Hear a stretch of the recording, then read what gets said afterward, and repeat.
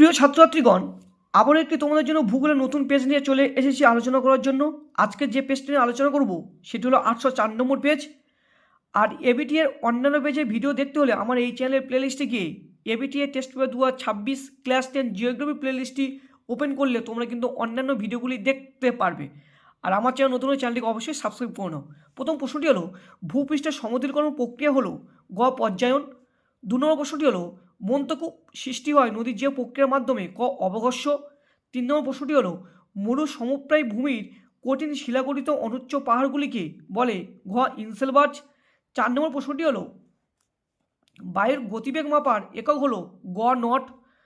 5 নম্বর প্রশ্নটি হলো, সমুদ্র স্রোত সৃষ্টি নির্ভর করে ক বায়ুপ্রবাহ। 6 নম্বর প্রশ্নটি হলো, কোন স্থানে জোয়ার ভাটার প্রকৃত ব্যবধান প্রায় খ 6 ঘন্টার বেশি। 7 নম্বর প্রশ্নটি হলো, বৈদ্যুতিন উৎস থেকে নির্গত বর্জ্যকে বলে গ ই বর্জ্য। 8 নম্বর প্রশ্নটি হলো, রাজ্য পুনর্গঠন কমিশনের ভিত্তি ছিল ক ভাষা। 9 নম্বর প্রশ্নটি হলো, গঙ্গার ডান তীরের একটি উপনদী হলো ঘ সোন। 10 নম্বর প্রশ্নটি হলো, ভারতে সর্বাধিক জলসেচ করা হয় যে পদ্ধতিতে সেটি হচ্ছে ক কূপ ও নলকূপ। 11 নম্বর প্রশ্নটি হলো, উন্নয়নের জীবনরেখা যে পরিবহন মাধ্যমকে বলা হয় গ জলপথ। 12 নম্বর প্রশ্নটি হলো, গ্লোবাল শিল্প যাকে বলা হয় ক তথ্য প্রযুক্তি।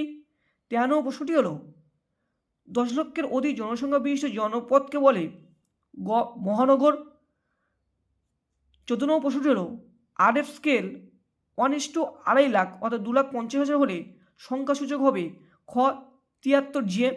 এখন আমরা 2 নম্বর থেকে প্রশ্নগুলি দেখে নেবো, অর্থাৎ শুদ্ধ অশুদ্ধ প্রথম দেখে নেবো। প্রথম প্রশ্নটি হলো, পলিশঙ্কু নদীর মধ্যগলিতে গঠিত হয়, একদম সঠিক। দ্বিতীয় প্রশ্নটি হলো, মিস্টাল এক প্রকার উষ্ণ স্থানীয় বায়ু, ভুল। 3 নম্বর প্রশ্নটি হলো, এল নিনোর বছরগুলিতে ভারতে খরার সৃষ্টি হয়, ঠিক। 4 নম্বর প্রশ্নটি হলো, সূর্য চাঁদ ও পৃথিবীর সরলরৈখিক অবস্থানকে সিজিকি বলে, ঠিক। 5 নম্বর প্রশ্নটি হলো, শিবালিকের উত্তরে অবস্থিত উপত্যকাগুলিকে দুন বলে, ঠিক ঠিক। 6 নম্বর প্রশ্নটি হলো, উচ্চ গাঙ্গেয় সমভূমির নবীন পলিমাটিতে খাদার বলে, ঠিক। 7 নম্বর প্রশ্নটি হলো, ভারতের ভূসমলয় কৃত্রিম উপগ্রহ হলো IRS, একদম ভুল। এখন আমরা উপযুক্ত শব্দ বুঝে শূন্যস্থান পূরণগুলো দেখে নেবো। প্রথম প্রশ্নটি হলো, বায়ুচাপের ঢাল বৃদ্ধি পেলে বায়ুর গতিবেগ বৃদ্ধি পায়।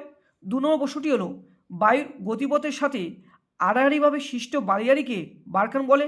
3 নম্বর প্রশ্নটি হলো, পৃথিবীর কেন্দ্রাতিক বলের প্রভাবে সৃষ্ট জোয়ারকে গৌণ জোয়ার বলে। 4 নম্বর প্রশ্নটি হলো, দক্ষিণ ভারতের সর্বোচ্চ শৃঙ্গ আনাইমুদি অর্থাৎ আনাইমালাই পর্বতে অবস্থিত। 5 নম্বর প্রশ্নটি হলো, ভারতের প্রথম মেট্রো রেল চালু হয় কলকাতা। 6 নম্বর প্রশ্নটি হলো, পশ্চিমঘাট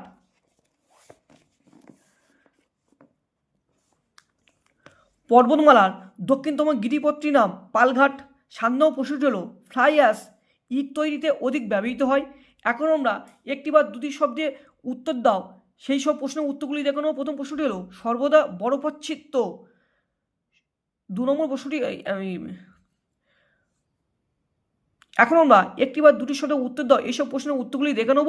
প্রথম প্রশ্নটি হলো, সর্বদা বরফাচ্ছাদিত অঞ্চলের নিম্নতম প্রান্তরেখাকে কী বলে? উত্তরে হিমরেখা।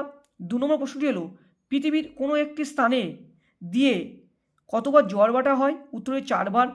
3 নম্বর প্রশ্নটি হলো, হিমালয় পর্বতে অবস্থিত ভারতের সর্বোচ্চ শৃঙ্গের নাম কি? উত্তরে কাঞ্চনজঙ্ঘা।